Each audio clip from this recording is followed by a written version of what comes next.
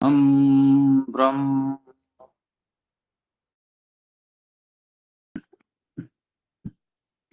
अध्याय 38 मंत्र 13।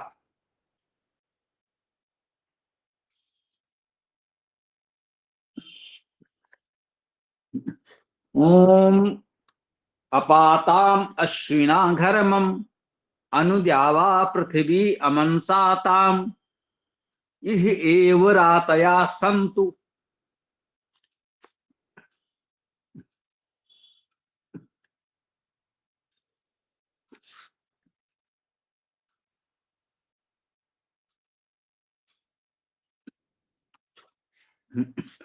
अपाताम,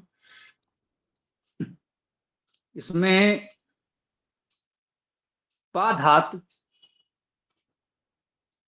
पालन करने के अर्थ में और पापिव धातु पीने के अर्थ में ये भी होती है। और चाहें तो पत धातु भी देख सकते हैं। अपाताम में पतु धातु मानने पर भी नकारा नहीं जा सकता।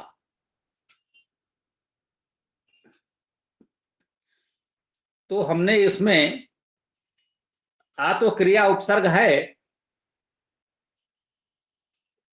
उसके पश्चात जो कुछ शेष रहा हमको दिख रहा है तो उसमें पत धातु गति करना, उड़ना, गिरना, ऐश्वर्य होना भी पत धातु का अर्थ है। पा धातु का अर्थ पालन करना, रक्षा करना, और पाप पीना भी है। सब इसमें नहीं लिखे हैं, कुछ अपना विवेक भी लगाते चलें।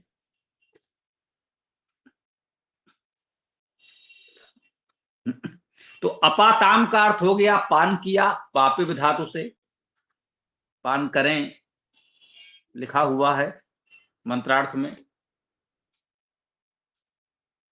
पालन किया ये अर्थ भी हो सकता है। और ऐश्वर्य होना पत धातु के अर्थ से कहें तो ईसत्व किया, ऐश्वर्य हुआ, ईश्वर हुआ, ऐसा अर्थ भी हो सकता है।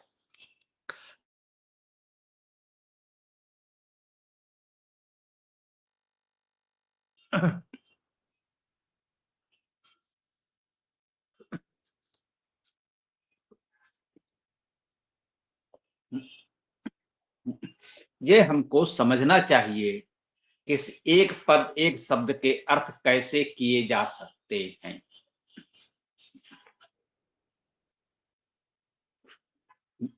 इस वेद कक्षा में वेद मंत्रों का अर्थ करने का हमारा मुख्य उद्देश्य ही यही है कि आप ये सीखें कि अर्थ कैसे करना है।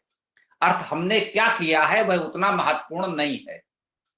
हम निरंतर कह रहे हैं आपसे कि जो हमने अर्थ कर दिया है, जो भाष्य हमने किया है, वही एकमात्र सत्य है, ऐसा हम नहीं कहते, कहना भी नहीं चाहिए। कहना भी नहीं चाहिए, किसी को नहीं कहना चाहिए। मैं दृढ़ता से कह रहा हूं, किसी को भी नहीं कहना चाहिए। किसी भाष्यकार विद्वान को स्वयं भी नहीं कहना चाहिए और उसके किसी अनुयायी प्रशंसक को भी नहीं कहना चाहिए कि एकमात्र यही भाष्य अंतिम सत्य है। क्योंकि अनंता वै वेदा की उक्त यही चरितार्थ होगी जब हम ये मान के चलेंगे कि उसका अनंत अर्थ विस्तार है। तो उसमें से कुछ अच्छा अर्थ इस विद्वान ने किया है, वो चाहे जो कोई भी हो, ये बात सबके लिए सही है। अपनी समझ, देश, काल, परिस्थिति के अनुसार वेद के अनंत अर्थों में से कुछ प्रस्तुत कर दिया किसी विद्वान ने। शेष आप ये विद्या सीख लें कि अर्थ कैसे किया जाता है, तभी आप उसके अनंत अर्थ स्वयं करके समझ पाएंगे। भाष्य पर निर्भर न रहें, मंत्र प्रमाण है, किसी का किया हुआ अर्थ नहीं, ये ध्यान रखें। यह संयोग से एक साधारण सा शब्द है अपातान, बहुत साधारण सा अर्थ है। देखिए अभी मेरा ध्यान गया, इसमें अप धातु भी हो सकती है, अप पालने धातु है ये भी। जी हाँ,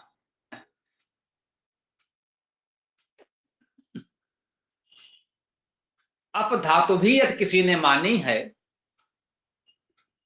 तो वह भी सत्य है। आप एक पद अपाताम इतने अर्थ कर सकते हैं। जब इतने धातुओं से इस शब्द की व्युत्पत्ति की जा सकती है तो स्वाभाविक है वे सभी अर्थ भी इसके हो सकते हैं। कोई कहे कि उस भाषा में लिखा हुआ एकमात्र यही अर्थ सत्य है, शेष नहीं, तो ये उचित नहीं होगा।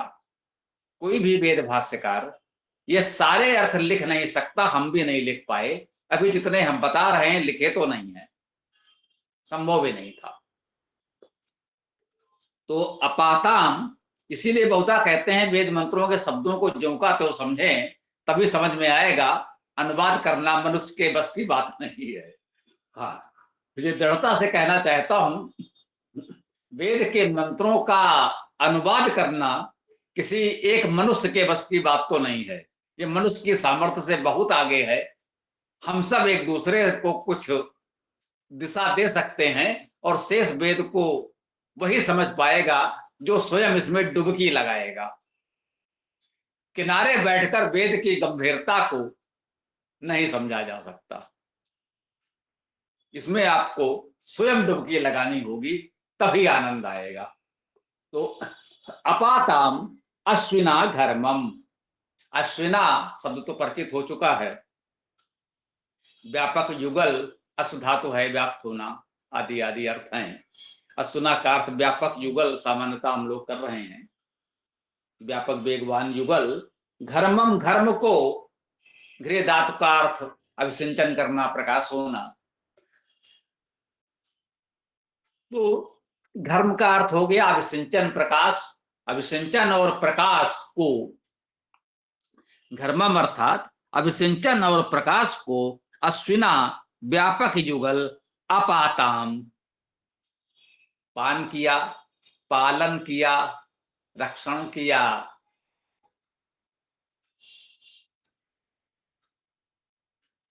या शासन किया, ऐश्वर्य किया, ऐसा अर्थ भी। ऐश्वर्य और शासन एक ही बात है, ये ध्यान रखिएगा।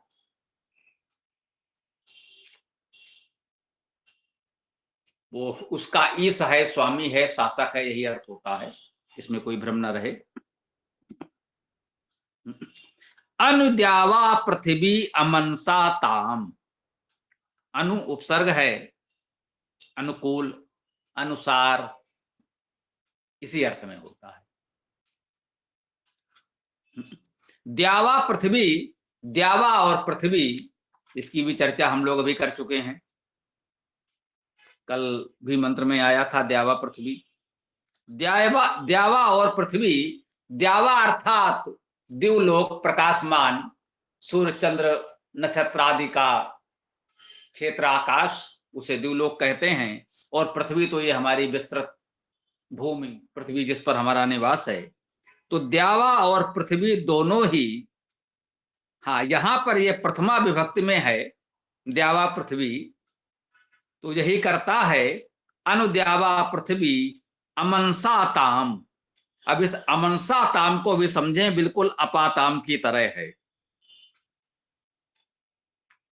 अपाताम में हमने अप धातु मान ली, पा धातु मान ली, पत धातु मान ली, हो सकता है, बिल्कुल हो सकता है।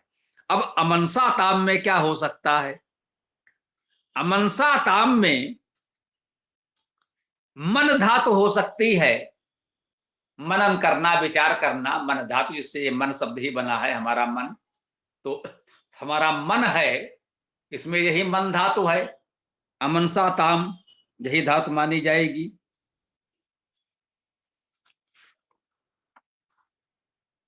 और दूसरी कोई धातु फिलहाल इसमें लिखी नहीं है और इस समय हमारे ध्यान में भी नहीं आ रही है।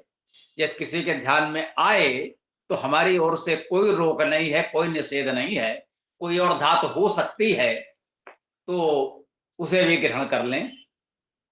मन धातु है, मन से मन से हो गया, अमनसाताम बिल्कुल अपाताम की तरह क्रियापद बन गया।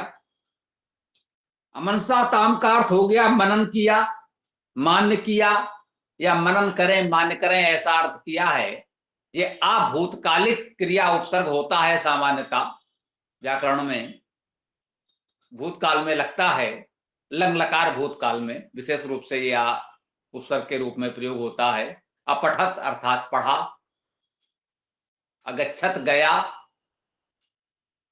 तो ये भूतकालिक क्रिया उपसर्ग है, तो सामान्यतः इसका अर्थ भूतकाल में होता है।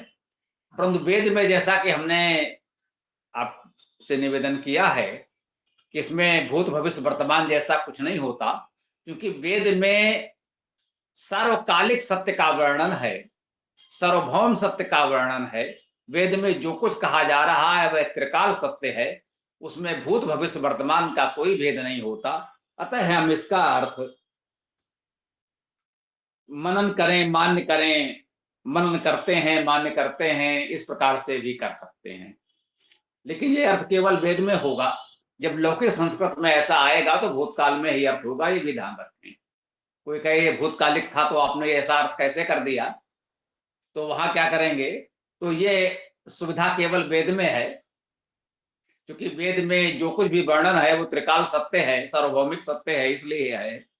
और लौकिक भाषा में जब भी आएगा तो लंग लकार भूतकाल में ही अर्थ किया जाएगा, ये भी हमें जानना है।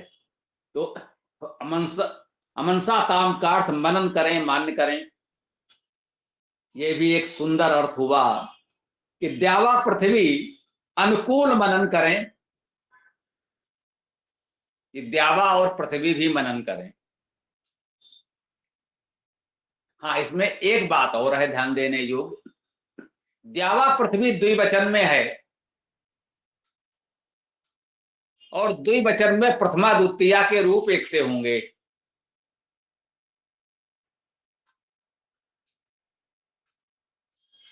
अर्थात कर्ता कारक और कर्म कारक में एक समान पद बनेगा। तो द्यावा पृथ्वी का अर्थ द्यावा पृथ्वी ने और द्यावा पृथ्वी को दोनों कर सकते हैं। तो अब द्यावा पृथ्वी मनन कैसे करेंगे? जब काव्य में मानवीकरण अलंकार होता है उस दृष्टि से इसका अर्थ किया जा सकता है प्रथमा में, क्योंकि वेद विश्व का प्राचीनतम काव्य है। और कभी कभी मेरा मन कहता है कि आपसे कहूं कि सर्वश्रेष्ठ काव्य भी है, सभी काव्य गुणों से ओतप्रोत है वेद। तो ये मानवीकरण अलंकार की दृष्टि से हम कह सकते हैं द्यावा पृथ्वी विचार करें, मनन करें। बहुत शाब्दिक अभिधा में कोई जाना चाहेगा तो कहेगा भाई द्यावा पृथ्वी कैसे मनन करेंगे, उसको इस रूप में भी कह सकते हैं, जैसा कि विद्वानों ने उदाहरण के रूप में कहा भी है। और अभी भी हम लोग देखते हैं समाचारों आदि में कहा जाता है कि भाई नई दिल्ली का ये कहना है, ये लंदन का मानना है। का अर्थ ये होता है नई दिल्ली का कहना है, नई दिल्ली का ये विचार है, का अर्थ है नई दिल्ली भारत की राजधानी है। तो इस रूप में कहते हैं परोक्ष रूप से कि भारत सरकार का जो मत विचार है उसको कह देते हैं नई दिल्ली का मानना है। नई दिल्ली का मानना में वो भी नहीं है कि जो नई दिल्ली के रहने वाले हैं उनका मानना है। हो सकता है नई दिल्ली के रहने वाले, नई दिल्ली नगर या राज्य के रहने वाले ऐसा न मानते हो, लेकिन हम व्यापक स्तर पर, वैश्विक स्तर पर जब कहते हैं कि नई दिल्ली का मानना है तो उसका अर्थ होता है भारत का जो शासन है, भारत की सरकार है, उसका ऐसा मानना। तो इस अर्थ में भी विद्वानों ने कहा है कि इसे कहते हैं कि भाई इस संस्थान ने कहा है, इस संगठन का कहना है, आर्य समाज का ऐसा मानना है। हम लोग कह देते हैं भाई आर्य समाज की मान्यता है, तो आर्य समाज क्या है? संगठन है। आर्य समाज क्या मानता है? आर्य समाज के लोग मानते हैं, ऐसा कह सकते हैं। हमने सामूहिक रूप से कह दिया आर्य समाज मानता है। तो उस रूप में जब कहा द्यावा पृथ्वी मनन करें तो उसका भाव यही होगा कि पृथ्वी पर रहने वाले हम मनुष्य ही मनन करें, और देवलोक में यदि कहीं भी कोई इस प्रकार के मननशील प्राणी हैं तो इस पर विचार वो भी करें। इसका ऐसा अर्थ किया जा सकता है। यदि कोई शाब्दिक रूप में ले जाना चाहे तो उसका यही भाव होगा, काव्य गुण में है कि पृथ्वी के लोग हम निवासी मनुष्य मनन करें। अनुद्यावा पृथ्वी अमनसाताम, द्यावा पृथ्वी अनुकूल मनन करें, ये अर्थ इसका हो सकता है। अपाताम अश्विना घर्मम, अश्विना व्यापक युगल, घर्म अर्थात अभिसिंचन प्रकाश का पान करें, पालन करें, रक्षण करें। अनुद्यावा पृथ्वी अमनसाताम, द्यावा और पृथ्वी अनुकूल मनन करें। अब एक बात और ध्यान में आ रही है, मन कर रहा है आपसे कह दें।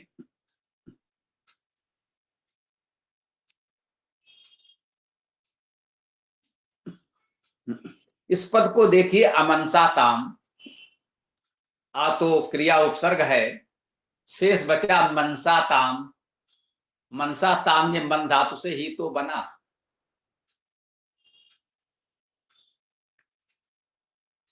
मन बना शब्द मन धातु में अस प्रत्यय लगकर मन या मनस शब्द बनता है। इसी मनस से मानस बनता है, मानसिक बनता है, और संस्कृत में इसका बहुवचन मनांसी बनता है। अमनसा ताम भी मन से है, जैसे रम धातु से राम बन गया,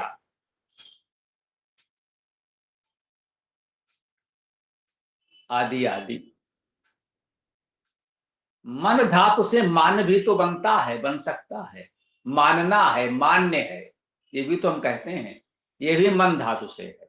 ऐसा मानना है, ऐसा मानते हैं, ऐसा मान्य है, ऐसी मान्यता है, ये मन धातु से ही तो बन रहा है। तो मन का मान तो हो ही गया। अब जैसे मानसा ताम है, मनसा ताम है, तो मांस मानसा ताम हो गया। बोले लो मांस हो गया, यहाँ पर मांस तो आ गया।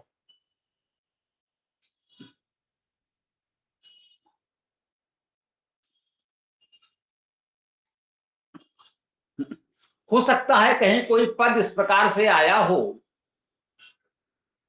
इस मानसिकता को, इस मनन को, विचार को ग्रहण करें। कोई कहे लो भाई यहां तो मांस लिखा था, मांस को ग्रहण करने की बात कर रहे हैं, सो मांस खा लो। तो भाई इतना सावधान तो रहना पड़ेगा कि आप ध्यान दीजिएगा कि तो वह पद, वह शब्द मन धातु से बना है, तो उसका अर्थ मनन विचार को ग्रहण करने से होगा, न कि किसी जीव का मांस ग्रहण करने से। इतना जब आप सूक्ष्मता से देखेंगे तो वेद का सत्य अर्थ जान पाएंगे। अन्यथा ऊपर ऊपर से इस प्रकार देखने में तो बहुत बार भ्रम हो सकता है। मैं दृढ़ता से कह दूं, अब तक मुझे वेद में मांस खाने जैसा कोई प्रकरण ऐसा नहीं मिला जिसको मैं निर्विवाद रूप से कह सकूं कि भाई यहां इस मंत्र में मांस खाने की बात कही गई है। और दूसरी बात और मैं कहना चाहता हूं इसके विपरीत, यदि वेद में कहीं हो, किसी को मिल जाए, तो मैं ये आपसे नहीं कहूंगा कि आप वहां उस लीपा पोती करके दूसरा अर्थ करने का प्रयास करें। मिल जाए तो स्वीकार कर लीजिएगा। अब तक तो हमको नहीं मिला है, किसी को मिल जाए तो अवश्य बताए कि यहां पर मिला है और यहां इसका कोई दूसरा अर्थ नहीं किया जा सकता, यहां वही अर्थ होगा। यदि कोई मंत्र ऐसा हो वेद में जिसका कोई ऐसा अर्थ करना चाहता हो, तो जिज्ञासा है, मैं खुले मन से चाहता हूं कि वो मंत्र कम से कम जानकारी में आए, वो मंत्र किसी प्रकार से हमारी जानकारी में आए और हम अपने दृष्टि से, धातु अर्थ की दृष्टि से उस पर विचार कर सकें कि उसका और क्या अर्थ हो सकता है, या जो ये अर्थ कर रहे हैं वही ठीक है। होगा अगर वही अर्थ ठीक तो हम मान भी लेंगे, चलिए यहां भी कह देते हैं, इतने उदार हो जाइए। लेकिन पहले ऐसा मंत्र कोई खोज कर लाए तो शेष तो उसके पश्चात सोचेंगे। अभी तो आया नहीं मेरे समझ। तो संयोग से ये मनसा ताम देखकर मुझे लगा कि ये स्पष्ट कर दें, ऐसा ना हो कहीं कोई ऐसा देख करके किसी ने अर्थ कर दिया हो और आप भ्रमित हो जाएं। तो कृपया विचार कर लीजिएगा, कहीं वो मांस जो दिख रहा है वो मन धातु का बना हुआ रूप तो नहीं है, वो मनन तो नहीं है जिसे मांस कहा जा रहा है। तो अब अंतिम पद, ई एव रातया संतु। लो भाई, ई यहां एव ही रातया ये रात का बहुवचन है, रातया। संतु, हूं, असधातु का रूप कह लें, सहायक क्रिया कह लें, संतु का अर्थ हूं, इसका यही अर्थ होता है और कोई अर्थ कोई नहीं करता। संतु का अर्थात हूं। यह भी यहां अव्यय रूप में मान लें या सर्वनाम से बना है। यह यहां एव ही, ये भी अव्यय है। रातया, रात का बहुवचन। अब ये रात क्या है यही जानना शेष रह गया। ये वर्तमान बोलचाल की भाषा में रात हम लोग जो कहते हैं वो रात्रि का अपभ्रंश है। मूल संस्कृत शब्द रात्रि है, जिसको इस समय बोलचाल में रात कह देते हैं। रा का लोप हो गया, ये अपभ्रंश हो गया। ये किसी व्याकरण से मान्य नहीं है। यूं कहिए कि लोग व्यवहार में प्रचलित हो गया तो हो गया। वो संस्कृत व्याकरण में मान्य नहीं है, वेद में मान्य नहीं है। लोक में कोई बोलता है, लोग समझ भी लेते हैं तो बोलने दीजिए। हमें यथासंभव शुद्ध बोलने का प्रयास करना चाहिए। हम रात नहीं लिख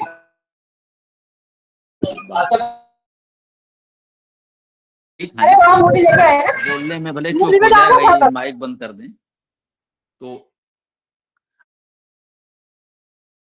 रात शब्द वैदिक भाषा में क्या होगा? रा धातु का अर्थ हो गया दिया हुआ। तो जो दिया गया है, जो दिया हुआ है, अनुदान है, जिसे हम लोग कहते हैं दान, अनुदान। रात का अर्थ हो गया प्रदत्त, दिया हुआ।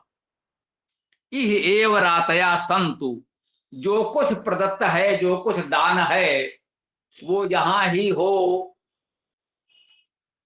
जो कुछ हमें देना है वो यहां ही दे दें, अभी दे दें, कहीं और जाकर नहीं देना है।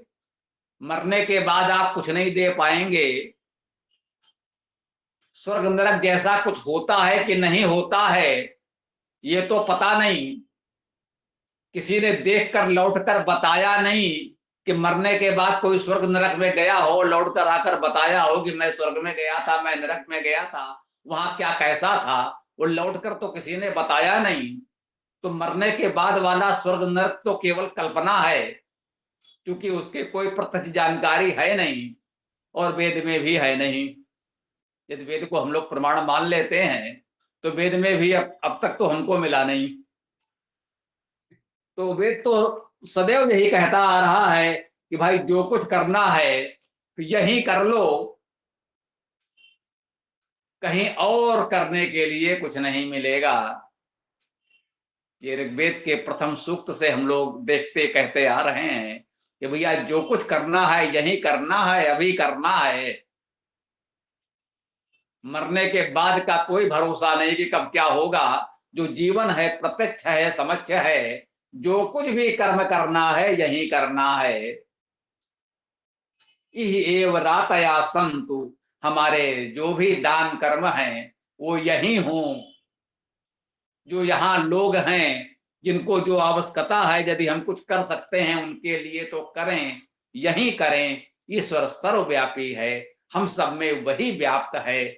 हम आप एक दूसरे के लिए जो कुछ करते हैं, जो देते हैं, मानकर चलें उसी सर्वव्यापी परमेश्वर को समर्पित कर रहे हैं। उसको जो देना है इसी प्रकार से दीजिए। किसी और प्रकार से देने का कोई उपाय, कोई उचित मार्ग हमें तो प्रतीत नहीं होता, वेद के अनुकूल तो प्रतीत नहीं होता। तो ऐसे ही इह एव रातया संतु, यहां ही हमारे दान होने चाहिए। ये इस मंत्र का अति उत्तम संदेश। और अब हम अपनी चर्चा को यहाँ विराम देते हैं। आपका कोई प्रश्न विचार आदि हो तो रख सकते हैं। ओम।